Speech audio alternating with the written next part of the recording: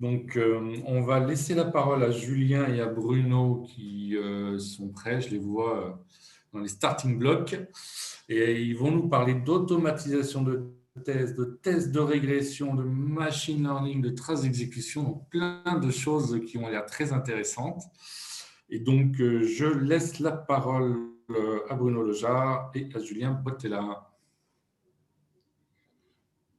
Ouais, merci Julien. Est-ce que vous m'entendez bien? Ça va, très bien. Ah, très bien, très très bien.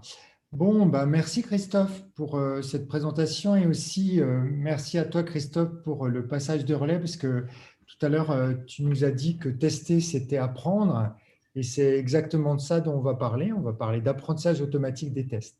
Alors, il y a un an, je vous avais présenté à la soirée des tests logiciels les principes de l'apprentissage des tests de régression à partir des traces d'exécution, à la fois les traces en production et les traces aussi en test. Et là, on a maintenant du concret à vous montrer, hein. Donc, Julien va vous présenter cette première réalisation, hein. Vous verrez en alpha test d'une capacité qu'on appelle Gravity, donc d'un logiciel en SaaS, qui va permettre d'apprendre de façon automatique avec des techniques d'apprentissage qu'on va vous présenter à partir des logs, donc à partir des traces d'exécution, pour produire donc la couverture des patterns d'usage du logiciel pour tester les bons risques de régression. Donc Julien, voilà, je te laisse rentrer dans le vif du sujet. Bonjour à tous. On va être assez pratique, hein. On va partir dans l'outillage, mais avant ça, on va introduire un petit peu, savoir d'où on a vu un besoin. Qu'est-ce que l'apprentissage sur les traces? On va détailler un petit peu tout ça et on va aller sur quelque chose de pratique. On va montrer l'outil en live, en direct, en espérant que vous aurez des questions en fin de présentation. Et on va avoir des résultats et perspectives en fin de présentation. Donc, tout d'abord, qui sommes-nous? Chez Smart Testing, donc on a une habitude, hein, on est éditeur logiciel, on produit des logiciels autour du test logiciel. On a un passé et un présent autour de tout ce qui est model-based testing et génération de tests. Mais on a aussi maintenant vraiment un fort accent autour de tout ce qui est conception graphique de tests et scénarios de tests. Je passe assez vite là-dessus. Ce qui est important, c'est qu'on s'est rendu compte au fur et à mesure de nos différents projets que dans un monde idéal, on a des tests de régression qui sont conçus, automatisés, maintenus par l'équipe tout au long du cycle de vie du projet, dans un monde idéal. Parfois, souvent, ce n'est pas le cas. Alors, on a différentes raisons et typiquement, on passe là, on a une transformation vers agile. On a un besoin de tests de régression qui est renforcé. On avait parfois des projets où on était mal testé, ou qui étaient mal testés et on veut maintenant aller vers un peu plus de tests. Comment on va pouvoir démarrer ou étendre la couverture de ce qui est existant si on va avoir des mises en production plus fréquentes? Comment on évite d'avoir des régressions? Alors, on ne sait pas forcément par où commencer. Ce que l'on s'est dit, nous, est-ce qu'on ne peut pas être guidé par ce que fait l'utilisateur, qui finalement, lui, est celui qui va mettre à l'épreuve les fonctionnalités et typiquement, ce qui est le plus utilisé par l'utilisateur peut aussi être ce qu'il y a de plus critique. De ce constat est né un projet qui s'appelle Philae. Donc, on a différents partenaires sur ce projet, donc des universités, Bourgogne-Franche-Comté, Grenoble-Alpes, une université de Queensland en Australie, un laboratoire de recherche en Norvège, Simula, Smart Testing nous-mêmes et Orange en tant que fournisseur de cas d'utilisation pour pouvoir aider et mettre au point nos outils. C'est un projet qui a démarré en octobre 2018, mais qui continue. Là, on en est aux 2/3, on va dire. Et donc, on a déjà de l'outillage qui a été produit. Typiquement, dans Philae, on a une boîte à outils en Python qui est open source pour faire, donc je vais vous expliquer un petit peu plus après, de l'apprentissage, de la classification et de la génération de tests. Et on a principalement ce que l'on propose chez Smart Testing aussi. On va proposer des composants de visualisation qui seront open source aussi. C'est du JavaScript et du React pour afficher ce que l'on appelle des dendrogrammes. On va en voir après, des diagrammes, etc. pour nous aider à visualiser et à utiliser les différents outils de la boîte open source. Alors, dans Philae, qu'est-ce que l'IA dans Philae? En fait, l'IA, c'est un mot un peu fourre-tout. On a une définition, alors j'ai mis là les définitions du Larousse, c'est l'ensemble des théories et techniques mises en œuvre en vue de réaliser des machines capables de simuler l'intelligence. Donc, à partir du moment où on a un moteur de règles ou quoi que ce soit, on va appeler ça IA. Ce n'est pas forcément ce que tout le monde entend par IA. Nous, là, on se rend compte que l'IA, c'est différentes techniques, c'est très large, mais on s'est intéressé principalement à des capacités de pouvoir regarder comment on va pouvoir classer, trier des séquences. On va voir pourquoi après. Et à partir de là, comment on va pouvoir générer des tests à partir de ces séquences. Et on a toute une palette de techniques qui existent aussi avec des techniques de traitement de langage naturel. Et on utilise ces différentes techniques au sein des outils pour pouvoir produire des tests à partir des traces. Donc là, je vais vous montrer le processus global qui a été mis au point au niveau de Philae. Ce que l'on s'est dit, c'est qu'on a un système sous test que vous voyez ici. Sur ce système sous test, on peut avoir déjà des tests existants ou pas, mais on a une production avec des utilisateurs.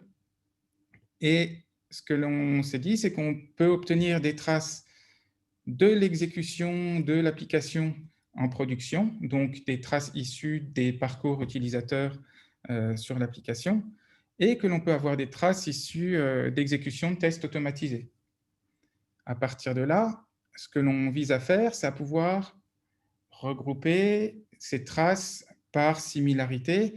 On va essayer comme ça de pouvoir identifier ce qui a été fait côté traces d'exécution en production, donc par l'utilisateur, et ce qui est testé de l'autre côté, voir si on a des matchings, si nos séquences de tests recouvrent les usages de l'utilisateur, etc.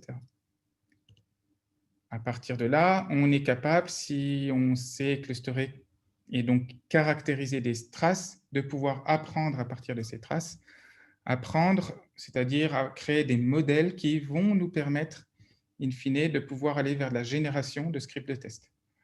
Nos scripts de test vont pouvoir peupler notre base de tests, être exécutés, et on va pouvoir itérer de cette manière pour améliorer notre couverture.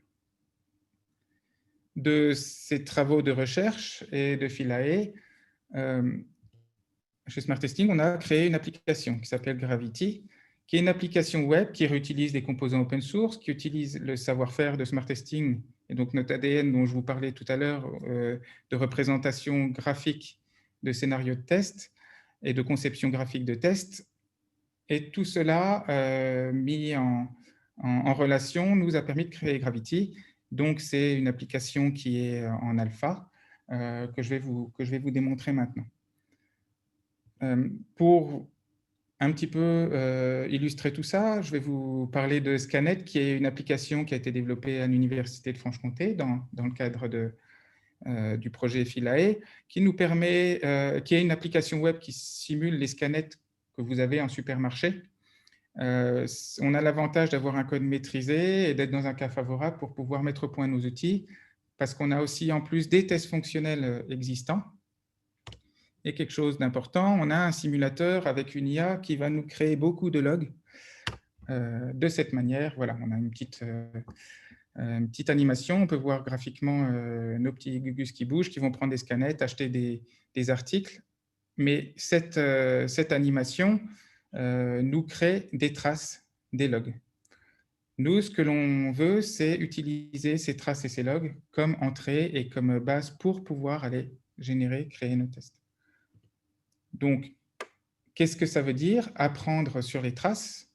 On va vous parler ici, donc si vous vous souvenez de notre image globale, là on est bien sur la partie apprentissage clustering, donc regroupement par similarité. On a besoin de trier, de regrouper, de comparer les différentes traces qui sont issues des utilisateurs pour pouvoir voir les différentes typologies d'usage de l'application. Et on va vouloir éventuellement les comparer aux tests existants, s'il y en a. Notre besoin, c'est ça, et on sait qu'il y a des techniques au niveau IA qui s'appellent le clustering, donc qui sont des méthodes d'apprentissage, et ça nous permet de grouper, classer des individus basés sur des caractéristiques. Ce que l'on s'est dit, c'est est-ce qu'on pourrait utiliser ces techniques de clustering pour grouper les traces par similarité. Donc, à quoi consiste le clustering? C'est une représentation des individus. Alors là, c'est un tout petit peu de maths, mais on ne va pas aller très loin. C'est un espace vectoriel. On va créer chaque composante du vecteur, ça va être une caractéristique de l'individu. On calcule une distance en mettant tous nos individus dans cet espace vectoriel. Et à partir de là, on va voir lesquels sont les plus proches entre eux. On va prendre un exemple. On veut classer des animaux. On a des groupes, on va avoir des mammifères, des reptiles, des oiseaux, etc. On a un individu qui a éventuellement un bec et qui pond des œufs. Qu'est-ce que ça va être? Un oiseau perdu. Ça peut être cette jolie bête, un ornithorynque. Donc, ce dont on se rend compte ici, c'est qu'il faut faire attention à bien caractériser nos individus, à trouver les bonnes composantes. Donc, le jeu pour nous, pour faire du clustering, c'est de réussir à exprimer nos traces et comment créer des traces pour représenter, comment créer des composantes de vecteurs pour représenter correctement une séquence utilisateur issue des traces. À partir de là, on s'est dit, d'accord, on peut utiliser le nom des actions utilisateurs si elles sont présentes dans les logs, des valeurs de paramètres, des codes de retour, des métadonnées. On va pouvoir aussi caractériser les traces selon l'ordre d'appel des différentes actions avec leurs paramètres. Donc, on utilise des techniques et des bibliothèques qui s'appellent sec2vec, entre autres, pour pouvoir venir classer, caractériser ces traces. Mais en fait, une séquence utilisateur, qu'est-ce que c'est dans les traces? Donc, on a souvent des logs qui sont mêlés. Ce qu'il nous faut, c'est préparer les données. Préparer les données, ça veut dire parser les logs et ensuite identifier des séquences utilisateurs, des individus. C'est demander à un sachant fonctionnel de nous expliquer qu'est-ce que le début d'une trace, qu'est-ce que la fin d'une trace, est-ce que quelque chose nous permet de reconnaître une session utilisateur, ça peut être un numéro de session, ça peut être une opération de début, de login, une opération de fin, un logout, etc. Parce qu'on veut se ramener à quelque chose qui va ressembler à un test, c'est-à-dire quelque chose qui est fini en soi, qui a un début et une fin. À partir de là, une fois qu'on a caractérisé tout ça, je ne vais pas rentrer dans le détail des algorithmes, ne vous inquiétez pas, on va, juste pour vous dire, on a recherché et utilisé différents algorithmes qui existent. On a des choses très bien établies au niveau de l'IA pour des classifications.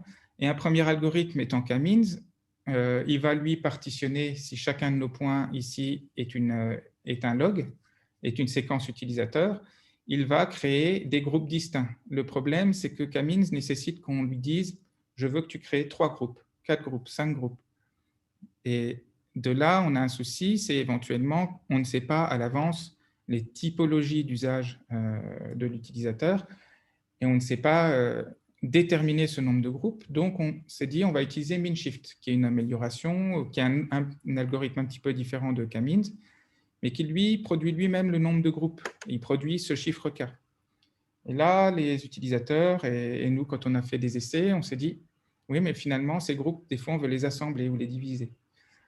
Donc, on est allé un cran plus loin, on a utilisé des techniques de clustering hiérarchique. Qu'est-ce que va faire cette technique-là? Elle va utiliser les mêmes vecteurs que les deux autres algorithmes, les mêmes caractéristiques, mais elle va créer un arbre, en fait, où les feuilles, plus les feuilles vont être proches, plus les traces utilisateurs et nos tests, nos séquences de tests vont être proches. À partir de là, on s'est dit, bon, on a des bons résultats. Comment on peut juger? Alors ça a été assez empirique, ça a été fait plus par comparaison avec des classifications qu'on aurait fait manuellement. Mais nos algorithmes, par exemple, sur la Scanet, nous ont sorti 13 groupes distincts, 13 clusters. Et en regardant ces groupes et ces clusters, on s'est rendu compte que ça ressemblait fortement à ce qu'on aurait fait manuellement. Manuellement, on aurait bien obtenu, par exemple, un premier groupe où on a une utilisation classique. Je prends la scanette, je la débloque, je n'ai pas de contrôle, je paye, je repars. Là, un deuxième groupe qui est très fréquent avec des achats de références inconnues, donc ils sont ensuite ajoutés par une caissière. Et donc ça, les algos ont réussi à caractériser, à sortir ces groupes-là. À partir de là, on a fait un autre travail qui a consisté à se dire, on a des groupes et on a des sessions utilisateurs, vous les voyez en bleu. On a des traces de test, vous voyez en orange. Chaque double colonne ici est un groupe. Et on va se rendre compte que devant certaines sessions utilisateurs, il nous manque des traces de test. Donc, on a des patterns d'usage que l'on remarque trop peu ou pas testés du tout.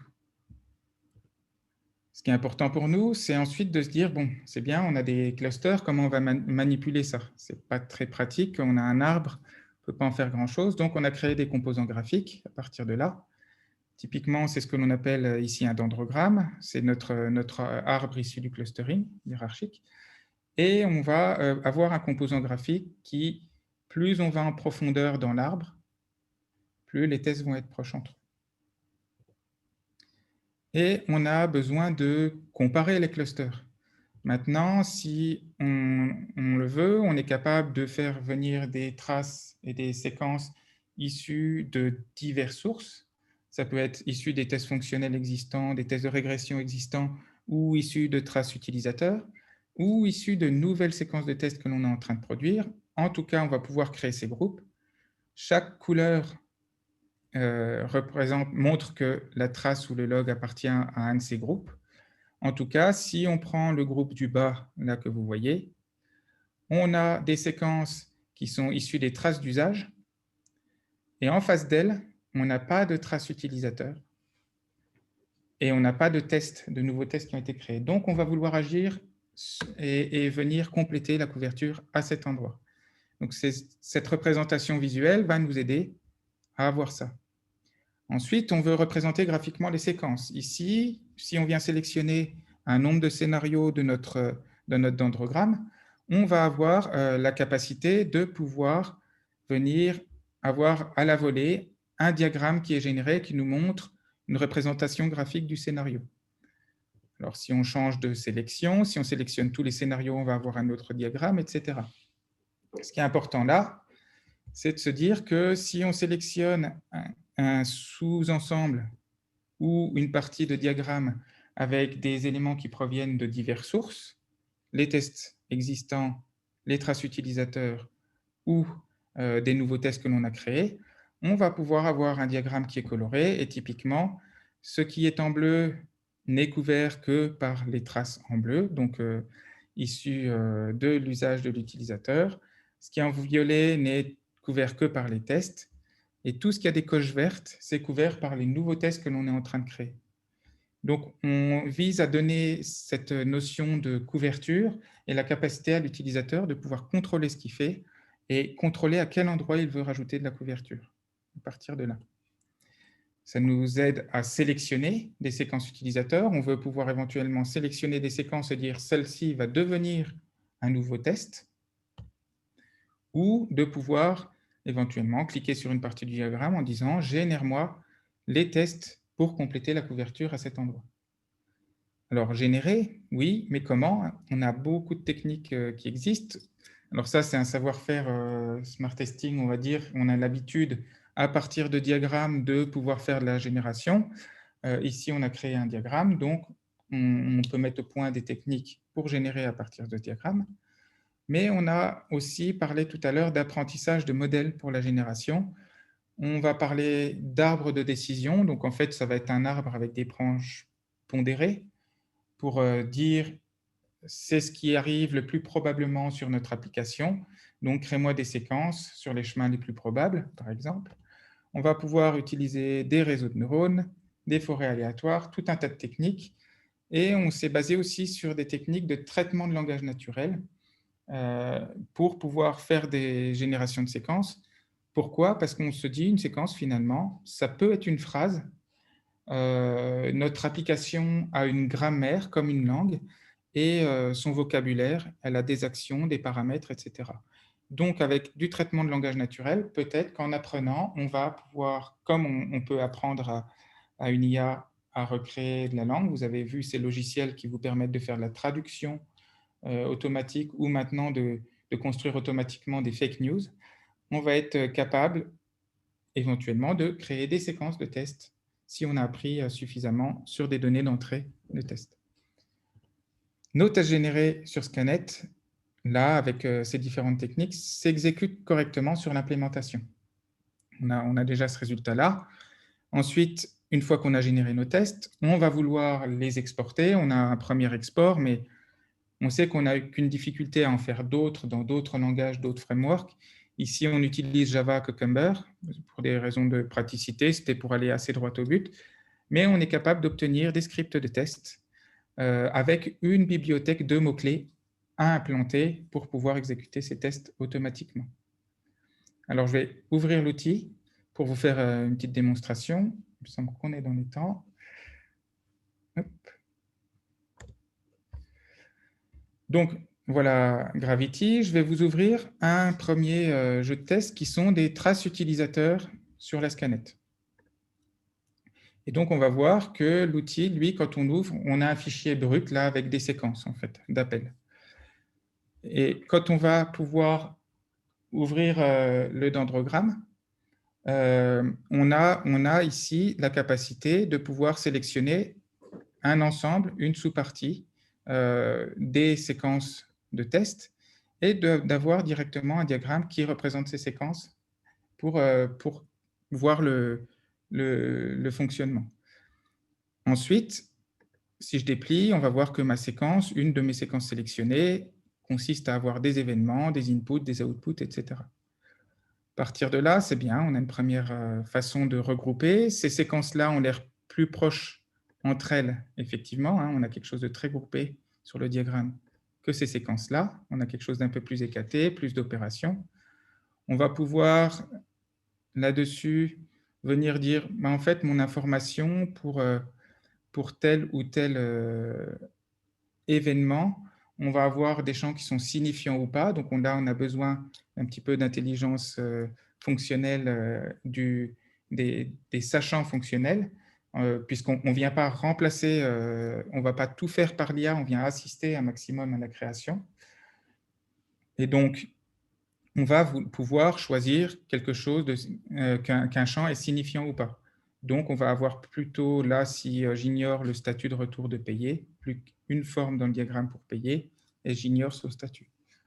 À partir de là, on a ce premier jeu issu de l'utilisation. On se dit, on va la comparer à mes traces de tests fonctionnels. Je vais pouvoir ouvrir mes traces de tests fonctionnels et éventuellement pouvoir, ici, comparer deux sous-ensembles et me dire « Ah, cette partie rose, enfin mauve, n'est couverte que par le deuxième sous-ensemble, etc. » De cette manière, on va pouvoir comparer ce qui est couvert par nos traces par rapport aux tests existants.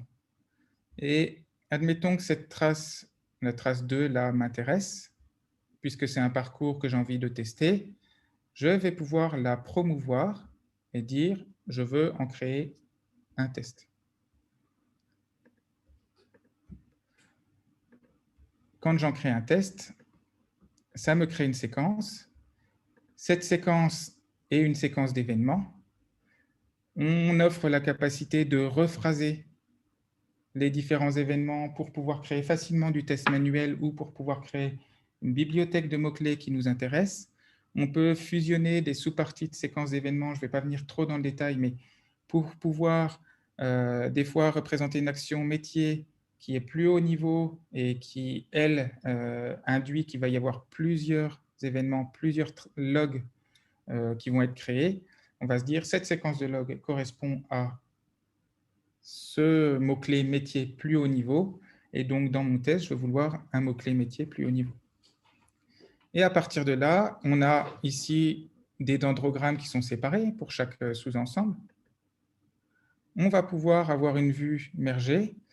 Et cette vue immergée va nous permettre de voir que pour ce groupe, on a bien un test qui couvre les différentes actions, les différents comportements qui ont été identifiés dans ce sous-groupe. Donc, on va se servir de l'outil de cette manière pour pouvoir contrôler notre production de scénarios de test. Je vais vous montrer une dernière chose. On va pouvoir ensuite exporter tout ça. On a différents formats. On peut exporter dans notre format pour stocker le travail en cours, puisqu'on a éventuellement extrait de l'information, retravaillé nos séquences de tests, etc. On va pouvoir exporter en Java Cucumber. Ça va nous créer un fichier zip. Si on ouvre donc avec un POM, là, donc pour Maven, si on ouvre ça, par exemple, là, ici, c'est IntelliJ IDEA, on va avoir directement la capacité d'avoir nos traces qui vont être représentées sous forme de scénario, donc de feature file Cucumber. Donc, on va avoir des wenzen, etc. Ce sont bien des appels à des mots-clés paramétrés. Et l'outil, Orbiter va aussi créer, Gravity va aussi créer un fichier qui va contenir les différents mots-clés prêts à être implémentés pour pouvoir automatiser les tests. Si l'on vient ici lancer une exécution, alors j'aimerais juste que la fenêtre de partage ne soit pas devant. Voilà. Vous allez voir qu'ici, le code qui a été généré, forcément, nous, on lance une exception en disant, ici, ça n'a pas encore été implémenté, donc les tests ne doivent pas passer. Je vais tricher un petit peu. Je vais remplacer tout ça par rien. En fait, je vais enlever les exceptions, mais c'est pour vous montrer que les tests qui sont générés sont déjà syntaxiquement corrects. Et que si on avait des actions utilisateurs et dans les N, si on avait des assertions, les tests sont déjà exécutables. Donc, si je relance les tests en ayant retiré ça, vous voyez que nos tests passent en fait. Là, je reviens sur la présentation. Donc, on va vous parler de résultats et perspectives. Là, on doit être dans le timing. On est arrivé jusque-là à pouvoir créer des tests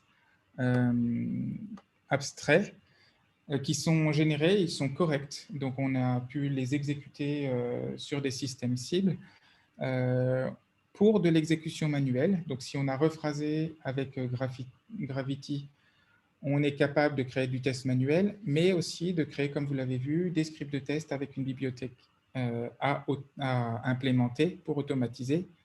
Si vous avez une librairie de mots-clés existante, le but étant de placer ces appels aux API de la librairie pour venir compléter et automatiser. Et on s'est rendu compte aussi à l'usage par nos premiers utilisateurs que la visualisation graphique les aide aussi à diagnostiquer qu'il manque de la couverture, qu'il y a une utilisation qu'ils n'avaient pas imaginée de l'outil, de leur application par les utilisateurs, qu'il y a éventuellement des trous, des choses qui ne sont pas vérifiées, des statuts éventuellement ou des retours dans les logs qui n'ont pas de sens. Donc, on a eu tous ces retours-là et la visualisation a été jugée vraiment pratique pour venir sélectionner et voir de quelle manière on va compléter notre couverture. Donc, soit pour notre couverture parce qu'il manque une séquence, soit on se rend compte qu'un cluster n'est pas couvert du tout, on va vouloir générer et obtenir les séquences manquantes. Là, ce que je vous ai montré, c'est de la réutilisation de séquences, mais on a aussi de la génération sur les clusters pour obtenir des séquences représentatives du cluster en question. Et on a nos premiers résultats sur Scanet, bien sûr, hein, mais là, on a aussi des résultats sur des cas d'études plus larges. Donc, je vous ai dit dans le projet qu'on avait Orange. Et donc, sur ce projet, sur les projets avec Orange, on a obtenu des tests qu'on est en phase d'automatisation. On a pour perspective de venir aider, maintenant on s'est rendu compte, à extraire les séquences permettent plus facilement de délimiter des débuts de fin de séquence. Donc, on va avoir de l'outillage qui va arriver pour ça. On veut pouvoir caractériser des prérequis sur les logs pour pouvoir plus facilement permettre à des équipes de savoir si la techno va être utilisable par rapport à ce qu'ils ont déjà ou qu'est-ce qu'il faut rajouter à leur log pour pouvoir utiliser Gravity. On est en train d'ajouter des techniques de traitement de langage naturel parce qu'on s'est rendu compte qu'on a des fois des logs qui sont vraiment du texte, des phrases enchaînées. Donc, on n'a pas des actions avec des paramètres, mais dans d'autres outils, on sait extraire des paramètres automatiquement avec des techniques de traitement de langage. Et donc, on veut se ramener à quelque chose qui ressemble aux prérequis qu'on a juste la ligne au-dessus pour pouvoir utiliser directement et plus facilement Gravity. Et on vise à maintenant améliorer les algorithmes, c'est-à-dire améliorer notre stratégie de couverture. Pouvoir dire, génère-moi que ce qui manque avec le minimum de pas possible pour couvrir ce qui n'est pas déjà couvert par les tests de régression existants. Ou génère des classes d'équivalence sur les données. Là, on a besoin, on se base sur des traces d'exécution sur la production. Donc, vous imaginez bien que les données sont sensibles et ne vont pas se retrouver sur les systèmes sous test. Et donc, ici, on vise à créer des classes d'équivalence qui vont nous permettre d'obtenir des tables de mapping qui seront à compléter pour pouvoir aller venir réutiliser les données des systèmes sous test pour exécuter les tests. Tout cet outillage nécessite donc de la mise au point et cette mise au point, on le fait dans le cadre de partenariats. On a plusieurs expérimentations en cours là, avec divers partenaires. Et donc, je vais en profiter pour voir avec vous si on a cette idée de se dire si l'approche vous semble pertinente, si vous voulez tester des applications web, si vous voulez renforcer vos tests de régression sur des API ou les compléter ou en créer des nouveaux. Si vous avez des logs d'exécution en opération, si vous voulez expérimenter l'approche, on ne vous demande pas énormément de temps. On vous demande de pouvoir discuter avec nous un petit peu pour nous expliquer au niveau métier des débuts et fins de séquence, ce que je vous expliquais. Et on va, nous, utiliser vos données pour créer des séquences, améliorer nos outils pour créer des séquences et vous faire tester chez vous. Ce que vous risquez d'obtenir, c'est des séquences de tests gratuitement, en fait, puisqu'on vient expérimenter et mettre au point des outils. Donc, n'hésitez pas à contacter à l'adresse mail que vous voyez ici. Je vois une question. Est-ce que vous pouvez partager le PowerPoint? Oui, il sera partagé, je pense, dans le cadre de la conférence par Julien et puis par Telecom Valley. Donc, je vous remercie. Voilà, j'espère que ça vous a intéressé. Et si vous avez des questions, je vais tâcher d'y répondre.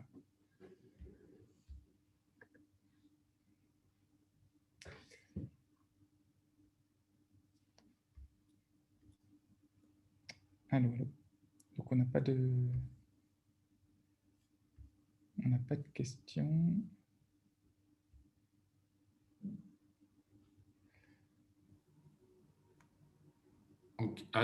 Allô. Qu'est-ce que Gravity apporte de plus par rapport à Philae Viewer? Philae Viewer, donc c'est quelque chose qui est fait sur le projet Philae qui permet de démontrer l'usage des différents composants qui ont été créés dans le cadre du projet Philae. Mais on va juste démontrer qu'on peut utiliser ces composants. Dans Gravity, on va les mettre en relation de manière un peu plus forte. Et on va bénéficier du savoir-faire qu'on a chez Smart Testing, à apporter notre expérience dans l'outil. Donc, on est sur vraiment quelque chose de plus avancé. Et on a la génération des scripts qui est présente dans Gravity, qui est plus complète.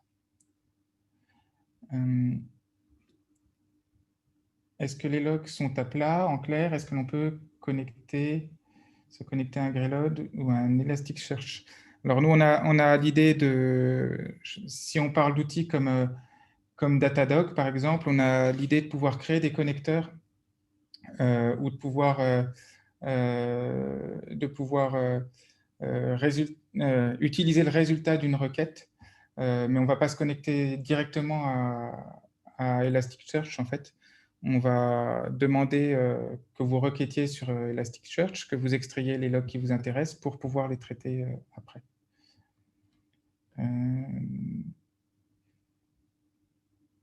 Les traces de log utilisateurs sont-elles pondérées? En fait, oui, selon la quantité, quand on va apprendre de l'usage de l'utilisateur, quand on va apprendre des différentes traces, on va obtenir dans les modèles, donc ça c'est les algorithmes d'apprentissage, ce qui est fait le plus souvent, forcément va avoir un poids plus fort. Par contre, il faut faire attention et se dire que des cas d'utilisation qui sont à la marge peuvent être des cas qui provoquent des régressions et on veut en tenir compte aussi.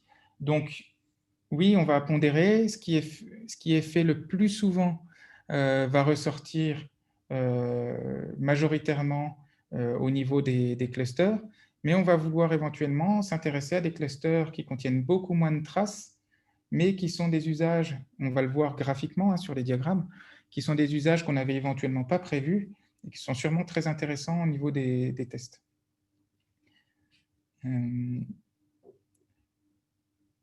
Alors, est-ce qu'il y a une possibilité de mettre en œuvre cette approche en l'absence de log technique et à la place à partir de copies d'écran? Alors, on n'a pas du tout pris cette voie-là pour le moment.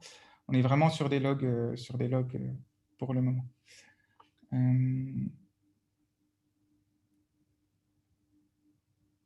Alors, combien de temps sera nécessaire pour mettre en place cela? Estimation grosso modo. Ça va dépendre en fait des logs qui seront fournis. Si on a des logs vraiment précis, alors plus on a de logs, plus ils sont précis, moins ça va prendre de temps finalement, puisque plus on va avoir de précision du type séquence d'événements, paramètres, retour, code de retour, etc., plus ça va aller vite. Là, on a par exemple un cas d'usage, et c'est pour ça que je vous ai parlé tout à l'heure de possibilité d'extraire et de se ramener à quelque chose qui ressemble à ça avec du langage naturel. On a vraiment des séquences de phrases. Là, c'est plus compliqué et on est en train d'améliorer l'outillage pour aller. Donc, ça va dépendre de la qualité en fait, et de la complétude de vos logs pour pouvoir savoir si ça va aller vite ou pas. Si vous avez quelque chose de très bien logué, de très détaillé, on peut avoir des résultats assez rapides. Est-ce que l'on peut tester des API sans IHM avec cette solution? Alors justement, à la base, on pensait s'axer plus spécifiquement sur le test d'API. Typiquement, on pense aux API REST, où on a des appels successifs et on a du log qui est en général très complet et on est capable de recréer facilement ce genre d'appel. Et c'était vraiment plus le point de départ. On s'est rendu compte depuis qu'on peut aussi, si on extrait un langage un peu plus haut niveau, un peu plus business, des mots-clés, on peut s'intéresser aussi à l'IHM et pouvoir automatiser avec du Selenium, par exemple, si on remonte d'un cran. Donc, les deux, j'allais dire, voilà.